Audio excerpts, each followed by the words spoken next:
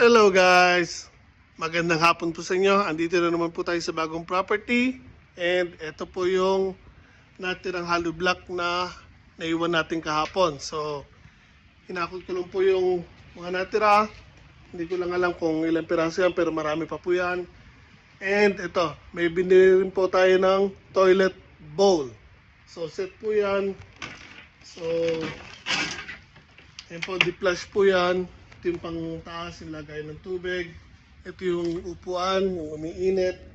And may remote po siya. Ayan, so yung binibilihan natin ito, kay Taya o yung mga nagigiba ng bahay. So, mura lang natin nakuha yan kasi mga giniba lang po yan. Binaklas lang po nila yan sa ginigiba nilang bahay. So again, ayun po yung mga bundok sa paligid o sa gilid ng property natin.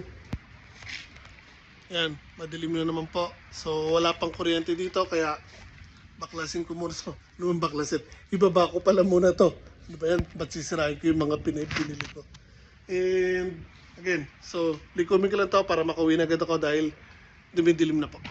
Ito talaga.